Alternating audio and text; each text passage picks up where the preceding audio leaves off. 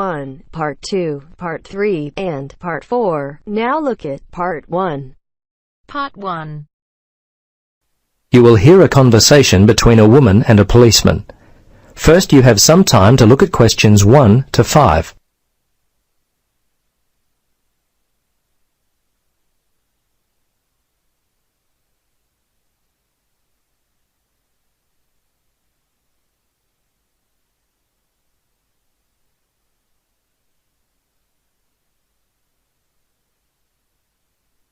Now, listen carefully and answer questions 1 to 5. Hello, Sergeant Rhodes speaking. Can I help you? Yes, hello. I'd like to report a stolen bag. Okay, a stolen bag. We've been getting a lot of these lately. I'll need to get some details. Let's see, when was the last time you had your bag? Well, about 2 hours ago. I just can't believe this has happened. I take it everywhere with me. It was given to me as a graduation present. I'm just so upset. Yes, I know. It's very frustrating. It seems like I put it down for a second, and then it was gone. Yes. Look, the good news is that most of the stolen bags in our area are found, usually without the money. So I'd be surprised if you don't get it back later. Tell me, what does the bag look like? Well, it's dark blue, cylindrical. It has 2 carry handles either side of a zipper on top. The zipper actually runs the length of the bag. It's a Vitoli bag. Okay. Are there any other identifying marks on the bag? Things that would be unique to it? Name tags, scuff marks, that kind of thing. Well, not really. There are a couple of scratches in the top left corner on one side of the bag near the handle, and I think another one in the opposite corner. Okay. Scratches on opposite corners. Now, where were you when the bag went missing? Well, I remember the time. It was 12:15. Oh, no, actually, it was a bit after that, more like 12:25, because I was supposed to meet one of my friends for lunch at 12:30. Anyway, I was standing outside the supermarket when all of a sudden a group of teenagers came walking past. They must have been heading towards the cinema. They seemed to be in a hurry and probably late for the movie, so I stepped aside to let them by. When they'd passed by, I reached down to pick up my bag, and it was gone. I see. Now, can you remember the contents of the bag? Yes, let's see, my passport and some traveler's checks. Fortunately, I was carrying my camera, and I had my wallet in my pocket. They're the main valuable things. Okay. Anything else at all? Let's see. No, I think that was it. Oh, a few pens, but that's all really. As I say, nothing of real value. Okay. I'm going to have to get your details. Are you here on holiday? Yes, as a matter of fact, I am. I'm visiting from Canada. I've been here for 3 weeks already, but I'll be here for another month. Before you listen to the rest of the conversation, you have some time to look at questions 6 to 10.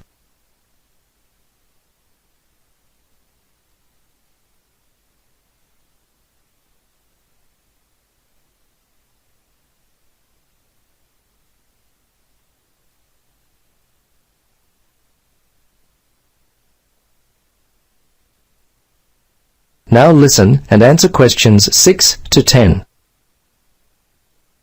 Now, have you contacted your credit card company? Yes, I did that immediately.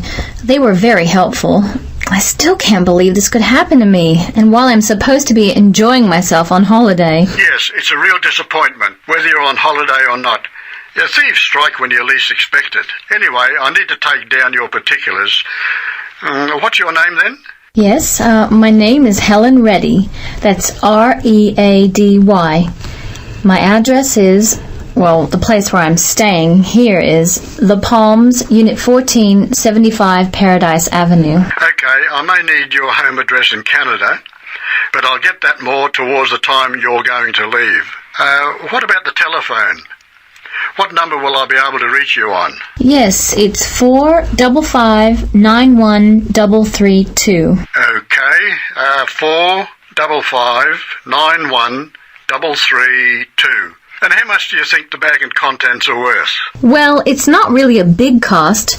Probably only $100. It's the inconvenience of it all. I understand. Look, we have a lot of lost or stolen property recovered daily. Come by the station tomorrow and have a look. As I said, there's a high chance that we'll get the bag back. Your passport at the very least. Okay, thanks for your help. See you tomorrow then. Bye. Yes, bye. That is the end of part 1. You now have half a minute to check your answers.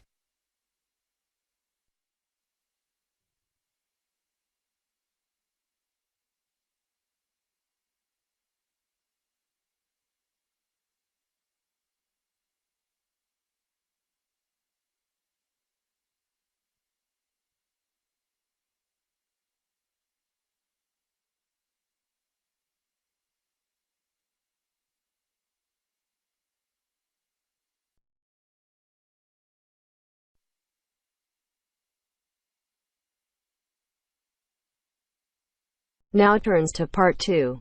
Part 2. You will hear a recorded message giving information about an animal park.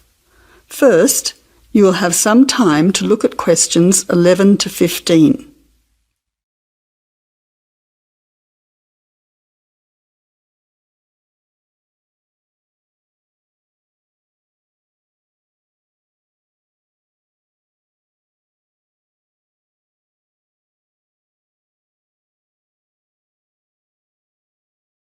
Now listen carefully to the first part of the message and answer questions 11 to 15.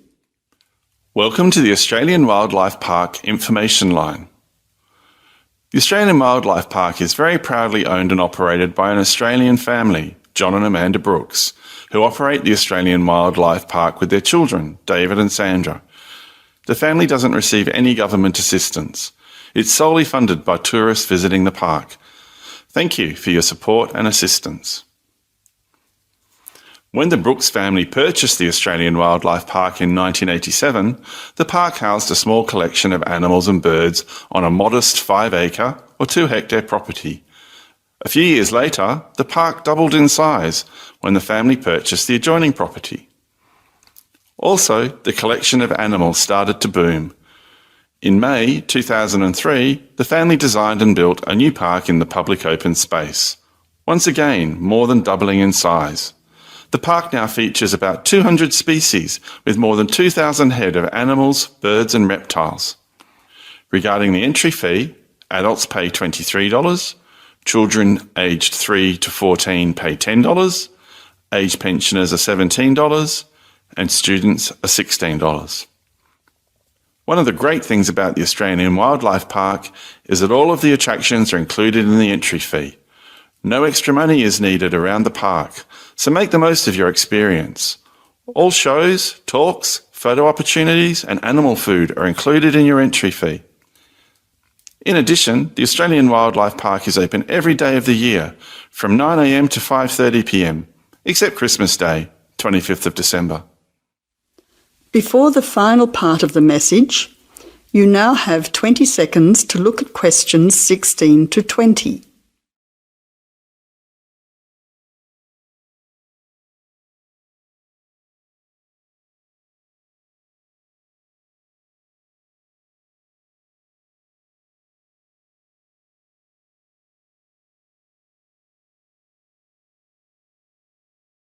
Now answer questions 16 to 20. Several attractions are available to visitors to the Australian Wildlife Park. Firstly, you can meet the koalas between 10 a.m. and 4:30 p.m. Here, people can view the koala colony in a natural environment.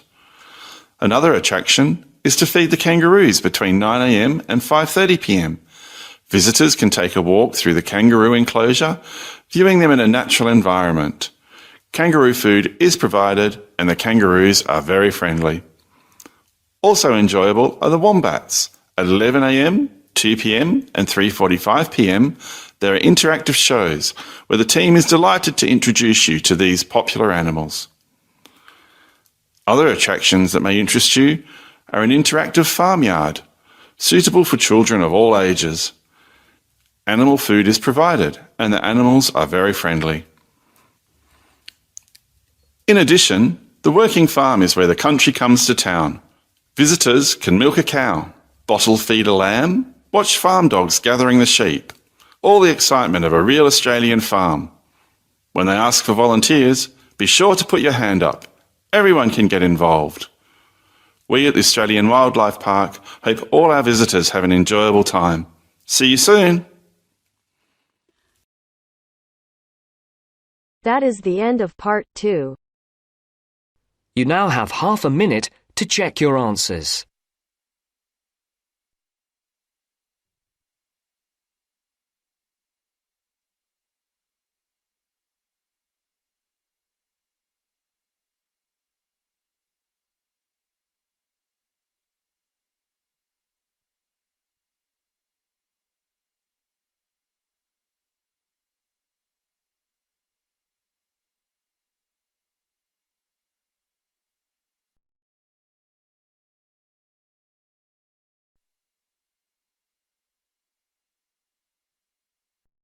Now turns to part 3.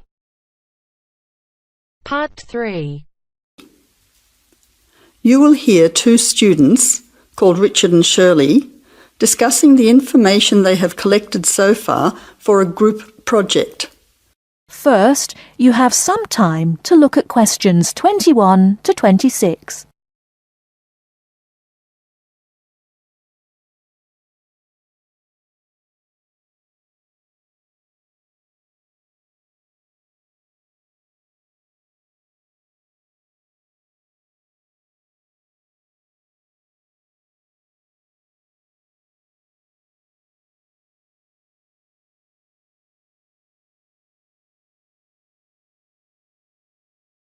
Now listen carefully and answer questions 21 to 26.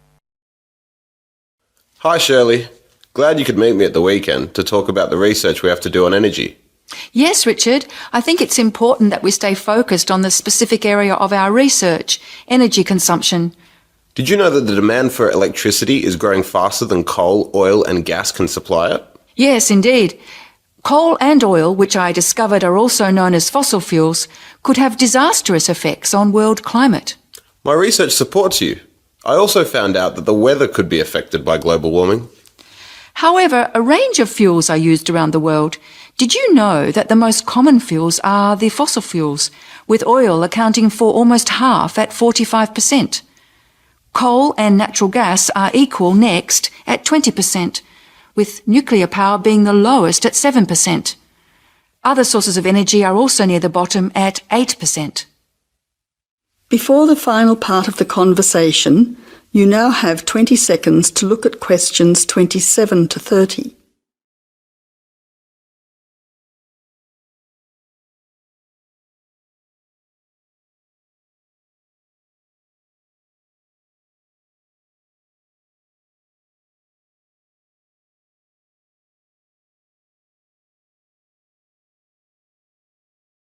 Now answer questions 27 to 30. That information will be useful when we look at the different energy sources in detail. We also need to look at the pros and cons of each type of energy.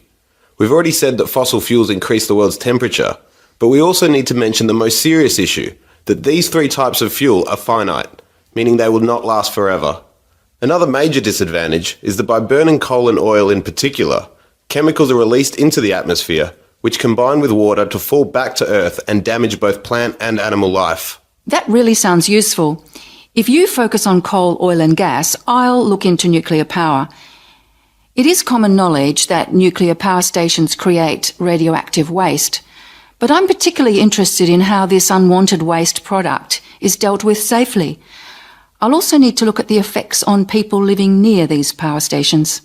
Yes, I think all those areas need exploring. Do you think I should also look into renewable energy sources, such as wind and sun, energy that never runs out? Don't you think it's an important area to consider? Yes, but I don't think I'll have enough time to look at it in enough detail. I also agree that we have enough to focus on until our next group meeting. So to finish, you could find some information on the advantages of fossil fuels, and I'll give you the facts that I have already on coal, oil and gas. We don't need to look into other energy sources because I'll get more details on the nuclear industry. That's great. See you in 2 weeks' time. That is the end of part 3.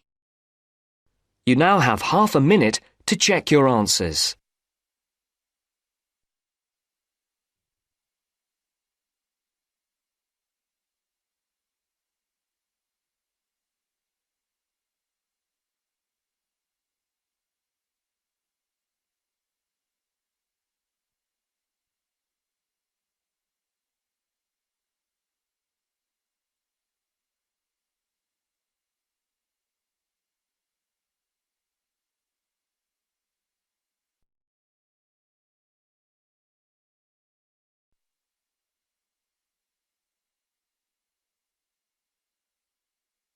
Now turns to part 4. Part 4. Section 4. You will hear part of a lecture on art history. First, you have some time to look at questions 31 to 40.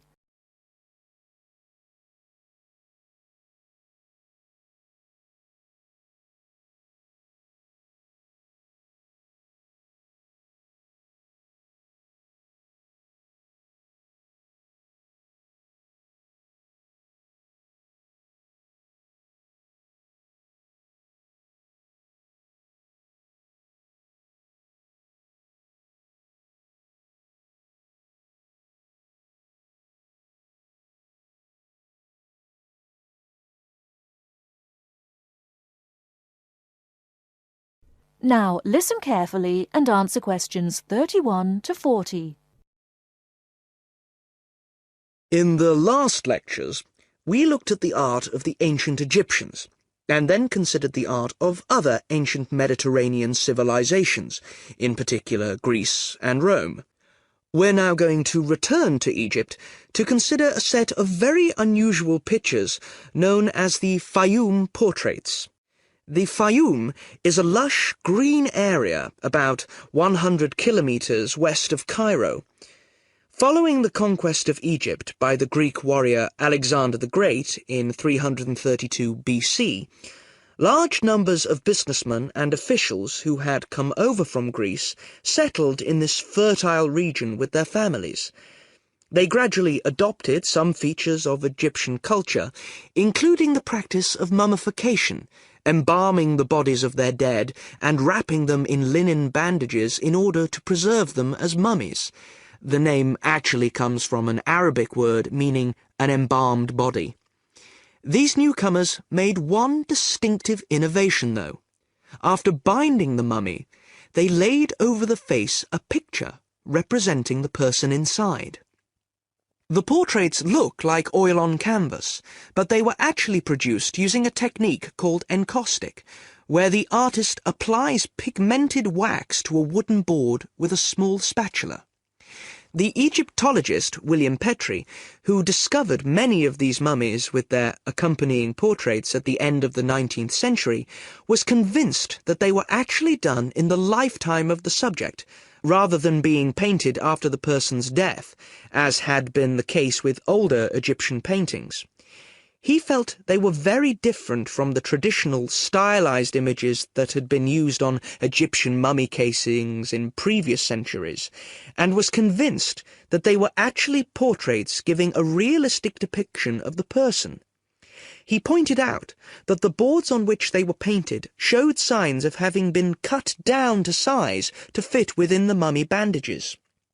To him, this suggested that they may have originally been larger and been hung in the houses of the owners during their lifetimes.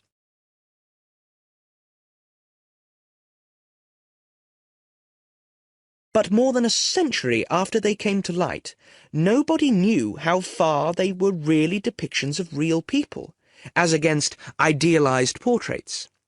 Then a team from Manchester University decided to find out, by recreating the faces of Fayum mummies in clay, and then comparing the reconstructions with the portraits.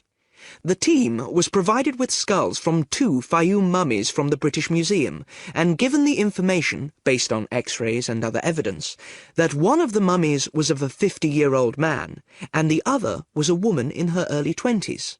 Armed only with this information, they set to work. First, they created copies of the skulls. Then they used clay to build up the facial muscles in order to reconstruct what the person looked like.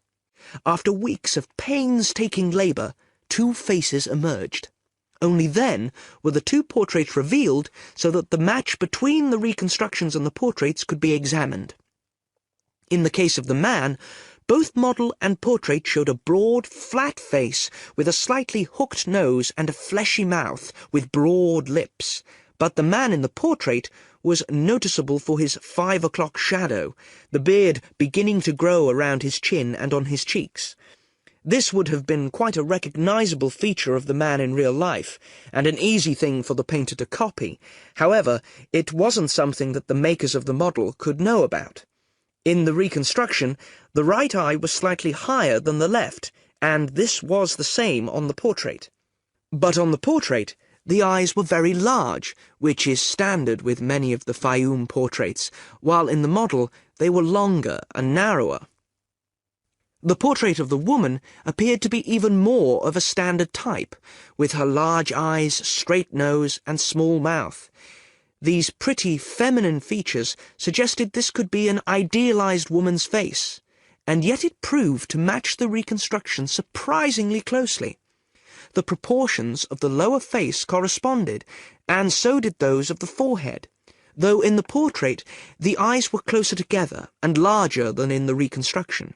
And in both cases, the head was set on a solid neck, suggesting a more powerful physique than you might have expected from these delicate features. So, overall, the similarities between the portraits and the models are too close to be accidental. The artists may have started from a standard picture, but attempts were made to modify this to reflect the characteristics of the subject, what gave the face its personal qualities. Obviously, this isn't much of a sample upon which to judge an entire genre of portraiture, but the researchers are convinced that, on the whole, the artists aimed to represent their subjects as they appeared in real life, whether this was flattering to them or not.